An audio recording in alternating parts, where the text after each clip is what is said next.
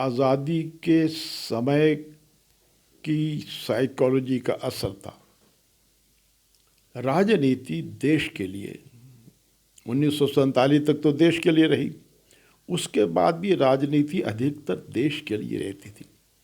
दुर्भाग्य से आज यहाँ पहुँचते पहुँचते राजनीति देश के लिए नहीं, केवल सत्ता के लिए, कुर्सी के लिए, सिंहासन के लिए रह रही। और हमारी पार्टी ने प्रारंभ में ये कहा था कि मूल्य आधारित राजनीति, और अटल बिहारी वाजपेयी कहा करते थे हम सरकार बनाने के लिए नहीं आए, हम समाज बनाने के लिए आए। इसलिए मूल्य आधारित राजनीति चाहिए, क्योंकि मुझे याद है वो कहते थे छल कपट से, दल बदल से सरकारें बन जाएंगी, समाज नहीं बनेगा। अगर समाज को बदलना है तो ईमानदारी की राजनीति चाहिए, और हमारी पार्टी प्रारंभ में ईमानदारी की राजनीति कर रही। हिमाचल प्रदेश में मैं रहा तो मैंने सत्ता के लिए राजनीति नहीं की, सत्य के लिए राजनीति की। तो बहुत बड़ा अंतर है। धीरे धीरे देश की राजनीति केवल कुर्सी के लिए, केवल अपने के लिए और वोट की राजनीति हो गई। यानी बड़ी हैरानी होती है कि वोट के लिए नेता कुछ भी करने को तैयार हो जाते हैं। हत्या के आरोपी, बलात्कार के आरोपी व्यक्ति को क्यों दी जा रही है पैरोल? वोट चाहिए, और उसकी संगत से वोट मिल सकते हैं।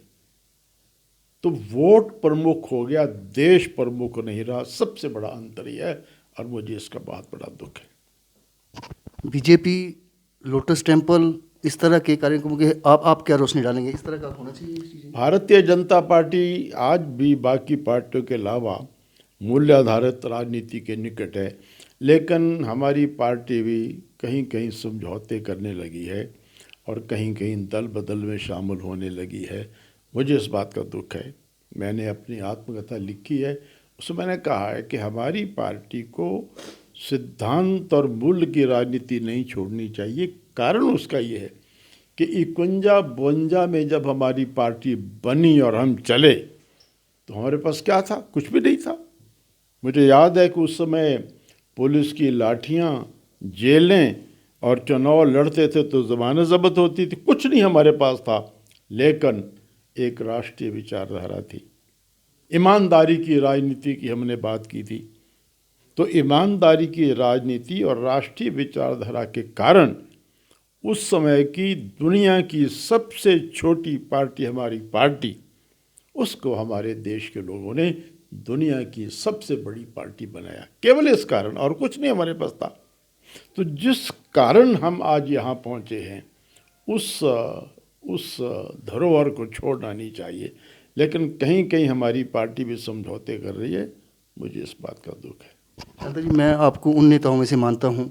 लाल कृष्ण आडवाणी हों, मुरली मनोहर जोशी हों, शांता जी हों, क्या लगता है कि जो कंप्रोमाइज़ कर रहा है वो पार्टी में आज आगे है, और जो अच्छी बातचीत करता है उसको दरकिनार कर दिया जा रहा है? मैं आपके व्यू जानता हूं। बात यह है कि आपने मुरली मनोहर जोशी जी का नाम लिया, तो मैं जब दिल्ली में था, हम आपस में बात करते थे, तो मैं बहुत दुख से जब कहता था तो जोशी जी कहते दुखी मत हुआ करो, क्योंकि मैंने तो ये निर्णय कर लिया है कि ये वो पार्टी नहीं है जिस पार्टी में हम थे। वो सिद्धांत की पार्टी थी, वो वोट के लिए राजनीति करने वाली पार्टी नहीं थी। तो फर्क पड़ गया है। लेकिन मैं ये समझता हूँ कि हमारी पार्टी में भी आज कुछ ऐसे लोग हैं, और ख़ासकर राष्ट्रीय स्वयंसेवक संघ में ऐसे बहुत से नेता हैं जो इस बात पर विचार कर रहे हैं कि हमारा जो आधार था, जो बुनियाद थी, उसको हमें नहीं छोड़ना चाहिए। एक बात। दूसरी बात यह है कि आखिर दल बदल, छल कपट, बेईमानी और वोट की राजनीति से देश तो नहीं खड़ा होगा। देश का सौभाग्य है कि आज श्री नरेंद्र मोदी जी जैसे व्यक्ति के हाथ में देश का शासन प्रशासन, इसलिए देश आगे बढ़ रहा है। लेकिन नीचे से वोट की राजनीति के कारण देश कहीं खोखला ना होता जाए, इसका मुझे डर है। अभी हाल ही में आप ही की भारतीय जनता पार्टी के अनुराग ठाकुर ने जो तमाम अपने स्टेटमेंट सुनी कि गोली मारो सालों को, इस तरह का मंच से स्लोगन दिए गए, आप इससे कितना सहमत हैं? क्या? अभी दिल्ली में जो दंगे हुए थे, तो अनुराग ठाकुर आप ही के भारतीय जनता पार्टी के नेता हैं, उन्होंने कुछ गोली मारो सालों को इस तरह स्पीच में हेट स्पीच की थी, उसको आप किस तरह देखते मैं वही कह रहा हूँ ना कि राजनीति शालीनता की, राजनीति देश के लिए, और कहीं भी किसी नेता के मुंह से ऐसा शब्द न निकले जिसका अर्थ उल्टा हो। हैं? शांता जी, अभी गवर्नमेंट कांग्रेस की बनी है और भारतीय जनता पार्टी ने भी आरोप लगाया कि ओपीएस लागू नहीं होगा, वर्डन होगा। और अभी हाल ही में महाराष्ट्र के नेता फडणवीस ने ये कहा कि हमारी ओपीएस के प्रति सकारात्मक सोच रहेगी हमारी। तो क्या एक सकारात्मक सोच रहेगी हमारी ओपीएस के प्रति, तो क्या बीजेपी को ये गले की फांस बन गया है ओपीएस? देखिए, देश के बहुत से अर्थशास्त्रियों ने कहा है कि ये गलती मत करो, और अगर इसको आप लागू करोगे तो उसका मतलब है दिवालियापन। मैं ये समझता हूँ कि अब बात यह है कि वोट के लिए सारा कुछ हो रहा है, और हमारी पार्टी पर भी दबाव था कि ये बहुत बड़ा ज्वलंत प्रश्न बन गया है, आप इस पर कुछ कहो नहीं तो नुकसान होगा। और आज हिमाचल प्रदेश की हार के बारे में यही कहा जा रहा है कि ओपीएस के कारण हुई, पर ऐसी बात नहीं है, क्योंकि मंडी में क्या था, मंडी में वो बात नहीं थी। चुनाव में हार या जीत बहुत से कारणों से होती है। तो देखिए, पूरे देश की जो आर्थिक परिस्थिति है उस पर विचार करना चाहिए, और इस महत्वपूर्ण निर्णय पर मैं समझता हूँ कि देश के जो अर्थशास्त्री कह रहे हैं उस पर विचार करके ही सब पार्टियों को इसको पुरानी पेंशन को लागू करने का निर्णय करना चाहिए। बीजेपी की हार का आपने अच्छे चर्चा की। प्रधानमंत्री नरेंद्र मोदी कृपाल परमार को फ़ोन करके ये कहते हैं कि आप बैठ जाओ, ये मॉरल कोड ऑफ कंडक्ट है। शांता जी, आप क्या मानते हैं इसमें? देखिए, हिमाचल में जो हमारी हार हुई है, हिमाचल में भाजपा को कांग्रेस ने नहीं हराया, बीजेपी ने बीजेपी को हराया। कांग्रेस हमें नहीं हरा सकती, हमारी अपनी गलतियों के कारण। हमारी गलतियां हुई और उन गलतियों के कारण हम हारे। हमें कांग्रेस ने बिल्कुल नहीं हराया, कांग्रेस हमको हरा ही नहीं सकती। कहाँ भारतीय जनता पार्टी और कहाँ कांग्रेस। लेकिन हमने शासन प्रशासन के अंदर कुछ ऐसी गलतियां की। देखिए, कुछ लोगों के भ्रष्टाचार की कहानी घर घर में थी, मंत्रियों के, उस पर कोई एक्शन नहीं लिया हमने, वो भी एक बहुत बड़ा कारण बना, और कई कारण बने, लेकिन मुख्य रूप से हमारी अपनी कमियां थी। नहीं तो मैं आपको बताता हूँ, इस बार इन 5 सालों में इतना विकास हुआ जितना विकास पहले कभी हुआ नहीं था। मैं कहता हूँ कि हिमाचल के लोगों ने जो सोचा नहीं था वो हुआ। कम से कम मैंने नहीं सोचा था कि हिमाचल के गरीब का 5 लाख रुपए तक का इलाज मुफ्त होगा, मैंने भी नहीं सोचा था। इतना विकास हिमाचल प्रदेश में हुआ, और फिर देश के प्रधानमंत्री हमारे हैं नरेंद्र मोदी, हिमाचल को दूसरा घर समझते हैं। इतनी सारी बातें होने के बाद ही मैं ये समझता हूँ, अगर हिमाचल में हमारी पार्टी गलतियाँ न करती तो गुजरात की तरह हिमाचल प्रदेश में रिकॉर्ड जीत हमारी होती। 2024 को किस तरह देखते हैं आप? 24 के प्रति मैं बहुत आशाप्रद हूँ, क्योंकि देखिए, श्री नरेंद्र मोदी जी का कोई मुकाबला नहीं है। अब अभी परीक्षा पे चर्चा, इस पर विचार करिए आप। देश की युवा शक्ति से सीधे जुड़ने का प्रयत्न जो कभी किसी प्रधानमंत्री ने सोचा नहीं था, पहली बार सोचा। अब परीक्षा पे चर्चा जो अभी हुई है उसमें 38 लाख बच्चे पूरे देश के शामिल हुए। तो सीधा जुड़ाव तो मोदी जी का, देखिए, आज श्री नरेंद्र मोदी जी का कोई विकल्प देश में दूर दूर तक नहीं है, और भारतीय जनता पार्टी का भी कोई विकल्प दूर दूर तक नहीं है। इसीलिए सब विपक्षी इकट्ठे हो जाओ। लेकिन बात यह है ना कि 10 लंगड़े मिल कर के एक टांग वाले के साथ दौड़ नहीं सकते, और अटल बिहारी वाजपेयी जैसा कोई नेता आज विपक्ष में नहीं है। उन्होंने एक नया इतिहास बनाया था। अटल बिहारी वाजपेयी ने देश के 22 दलों को इकट्ठा किया, नेशनल डेमोक्रेटिक अलायंस बनाया, मिनिमम कॉमन प्रोग्राम बनाया, चुनाव लड़ा, चुनाव जीता, और 5 साल 22 पार्टियों की मिलीजुली सरकार चला करके दिखाई, ये अटल जी दिखा गए। ऐसा ऐसा कोई महापुरुष महानेता न पहले हुआ न आगे होगा, आज तो बिल्कुल नहीं है। वो एक नया इतिहास बना गए। कहाँ जॉर्ज फर्नांडिस और कहाँ संघ के हम लोग इकट्ठे एक जगह, और बहुत बढ़िया सरकार चलाई उस समय।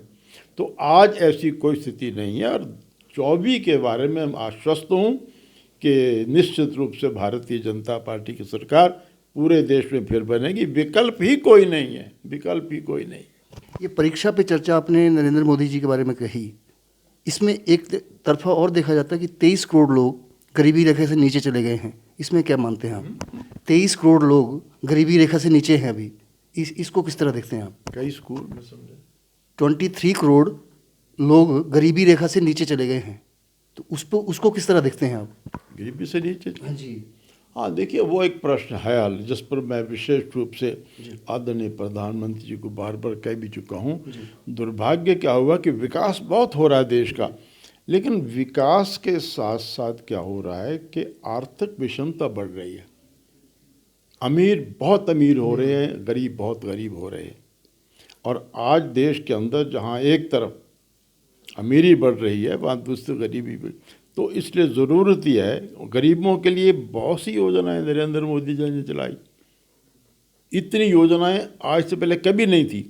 इसके बाद भी व्यवस्था ऐसी है कि नीचे का सबसे गरीब उस तक सारी की सारी योजनाएं नहीं पहुंचती। इसलिए ग्लोबल हंगर इंडेक्स के मुताबिक आज भी देश में 19 करोड़ लोग ऐसे हैं जो रात को लगभग भूखे पेट सोते हैं।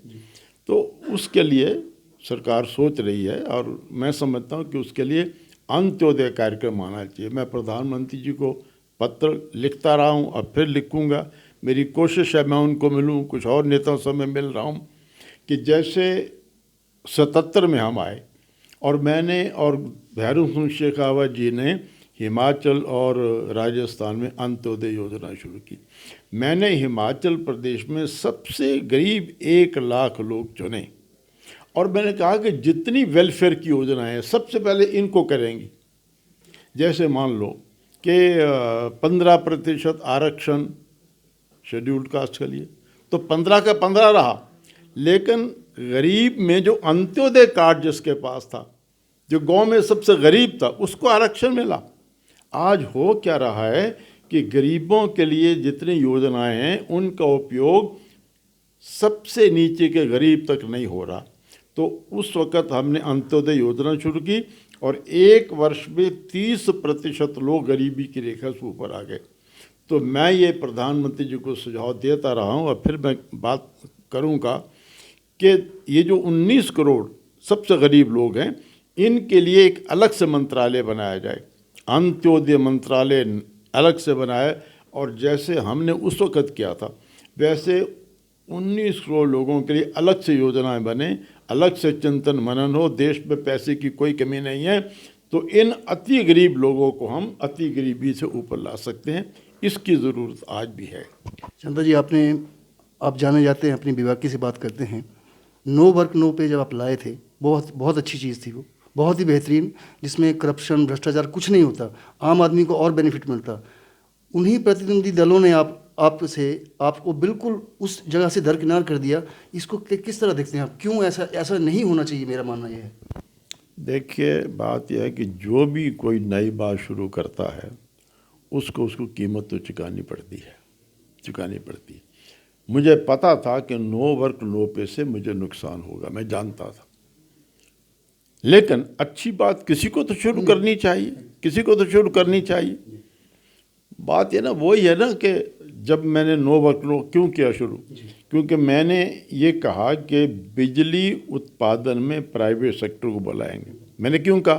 क्योंकि मैं हिमाचल का विकास करना चाहता था, हिमाचल का पैसा नहीं था।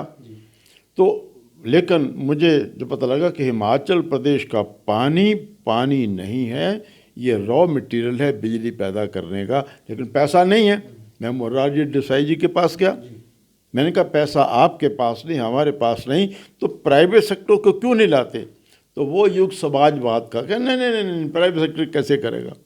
दोबारा हमारी सरकार बनी, सबसे पहला रेजोल्यूशन मंत्रिमंडल में किया कि हम बिजली उत्पादन में प्राइवेट सेक्टर को बुलाएंगे। तो मुझे कहा गया कि आप बुला नहीं सकते क्योंकि सेंट्रल इलेक्ट्रिसिटी एक्ट है। तो मैं दिल्ली गया और आपको बताऊं, मैं आज भी बहुत तारीफ़ करता हूं मनमोहन सिंह जी की। मुझे लोगों ने कहा सबसे पहले उनको मिलो, मैं उनके पास गया, मैंने कहा हम ये करना चाहते। वो उछल पड़े, अरे कमाल है, कोई तो मिला मुझे, यही तो मैं करना चाहता हूँ। मैंने कहा लेकिन जब तक आप सेंट्रल इलेक्ट्रिसिटी एक्ट अमेंड नहीं करते, हिमाचल प्रदेश हम कर नहीं सकता। तो मुझे उन्होंने कहा कि आप अटल जी अडवाणी जी को कह दो मैं 15 दिन में अमेंडमेंट लाता हूँ।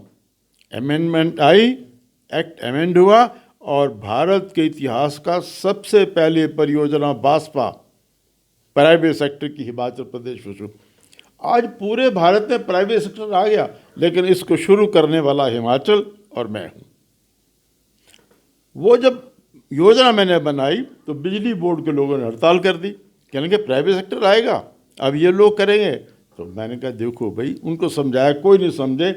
29 दिन की स्ट्राइक हो गई। मुझे सब ने समझाया कि देखो हिमाचल में सरकारी कर्मचारी के बगैर राजनीति सरकार नहीं हो सकती। मैंने कहा लेकिन मेरा कसूर क्या है, मैं तो देश के लिए कह रहा हूँ। मुझे दिल्ली बुलाया गया और मुझे कहा गया ये ठीक नहीं है। मैंने कहा लेकिन सिद्धांत की बात है, अगर आप इसे आप नेता बदल लो, मैं नहीं करता। मैंने कहा नो वर्क नो पे, 29 दिन की आपको तनख्वाह नहीं मिलेगी। और उसके बाद उनको फिर मेरी बात माननी पड़ी और 29 दिन की तनख्वाह उनको कभी नहीं मिली, कभी नहीं मिली। लेकिन नुकसान उसका हुआ, नुकसान हुआ, चुनाव में हम हारे। तो मैंने ये बात कही थी कि एक बहुत बड़े विद्वान ने कहा है, some defeats are more glorious than victories. हम सिद्धांत के सवाल पर हारे, इसलिए मुझे उस हार से कोई मलाल नहीं है। मुझे खुशी है कि हम सिद्धांत पर डटे रहे और आज वो सिद्धांत पूरे भारत का सिद्धांत है। आज बिजली उत्पादन में प्राइवेट सेक्टर सब कुछ कर रहा है, लेकिन शुरुआत हमने की। तो शुरू करने वाले को कीमत चुकानी पड़ती है, हमने कीमत चुकाई, मुझे इस बात की खुशी है। शांता जी, मैं जब आपसे मिलने आ रहा था तो कुछ पब्लिकली एक सवाल मुझे दिया था आपसे पूछने के लिए कि आपके उस समय में ब्रॉडगेज का ये आया था, सेंटर से फंड भी शायद आने लगा था, तो वो थोड़ा ठंडे बस्ते में चला गया। कांगड़ा को फिर भी नहीं हुआ, ऊना हमीरपुर में शायद टर्न हो भी गया, उसमें आप क्या कहेंगे, क्यों रोक दिया गया? नहीं, बात यह है कि उस बारे में शुरू से हम कोशिश करते रहे कि ब्रॉडगेज और पूरी लाइन यहाँ पर हो। आर्थिक कठिनाई के कारण भारत सरकार अभी नहीं कर सकी है, लेकिन ऊना से हो गया है, अच्छा हो गया है। इसका मतलब हिमाचल प्रदेश में ब्रॉडगेज आ तो गई है। अब ये जो क्षेत्र है ये भी उसमें धीरे धीरे शामिल हो जाएगा। मुख्य रूप से केंद्र सरकार के पास जो धन का अभाव होता है, दूसरे हिमाचल प्रदेश जैसे प्रदेश में उसका जो आउटपुट है वो ज़्यादा नहीं होता।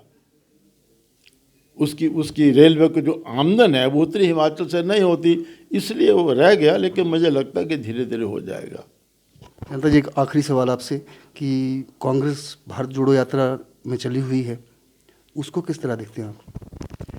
देखिए, कांग्रेस का अपना कार्यक्रम में उन्होंने यात्रा की है, तो मैं समझता हूँ कि उस यात्रा के कारण कांग्रेस को एक बार लगता है कि एक बार फिर से जान आ रही है, लेकिन कोई अधिक लाभ नहीं होगा। क्योंकि देखिए, मेरा तो पहले से धारणा थी, मैं चाहता था कि कांग्रेस इस देश में एक अच्छी पार्टी रहे, क्योंकि पूरे देश के हर गांव, हर ज़िला में अगर हमारे बाद कोई पार्टी है तो कांग्रेस है।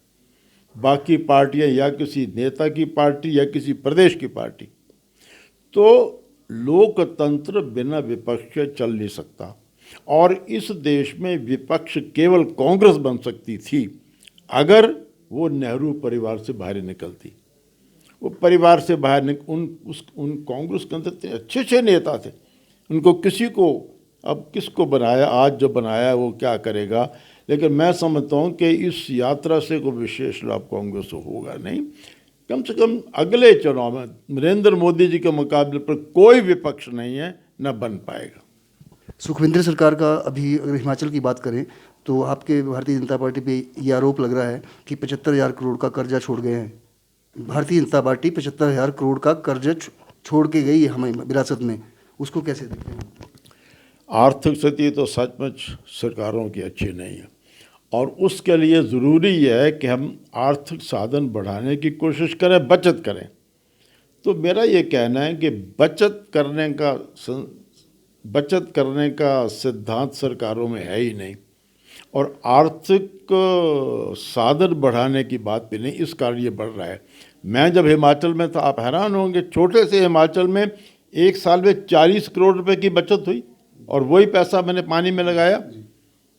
एक एक पैसे की मैंने बचत की थी। अपना टेलीफोन एक कटा दिया, यानी यहाँ तक मैंने कितनी गहराई से सोचा था कि मुझे कोई पत्र आता था तो उसका जवाब जाता था, आपकी चिट्ठी मिली, उचित कार्रवाई की जा रही है।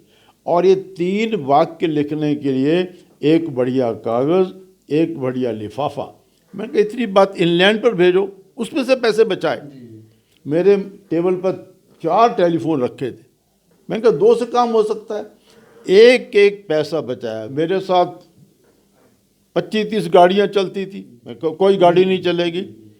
तो उस छोटे छोटे काम, छोटे छोटे तरीके से सोचने के बाद भी 40 करोड़ की बचत एक साल में हुई। अब इस बारे में कोई विचार नहीं करता। मैं समझता हूँ सभी सरकारों को एक सबको याद रखना चाहिए, ये गरीब देश की सरकार है, तो बचत का संस्कार सब जगह होना चाहिए। कितनी महंगी महंगी गाड़ियाँ सरकारें खरीदती है, क्या आवश्यकता है? छोटी कार में भी चल सकता है काम। तो सरकारों को, सभी सरकारों को एक एक पैसे की बचत करनी चाहिए और साधन बढ़ाने की भी कोशिश करनी चाहिए। अधिकतर सरकारें इस समय सिर से पांव तक उधार में डूबी हैं, अच्छी बात नहीं। 2024 में फिर नरेंद्र मोदी प्रधानमंत्री बनेंगे? निश्चित रूप से बने, निश्चित रूप से बनेंगे, क्योंकि उनका कोई मुकाबला नहीं। तो ये शांता कुमार जी ने हमसे बड़ी बेबाकी से बातचीत की, बहुत ही अच्छा लगा हमें इनसे बातचीत करके। कैमरा पर्सन ओंकार सिंह, अभिराज कौंडल और लव कुमार के साथ खास बात इंडिया, पालमपुर, हिमाचल प्रदेश।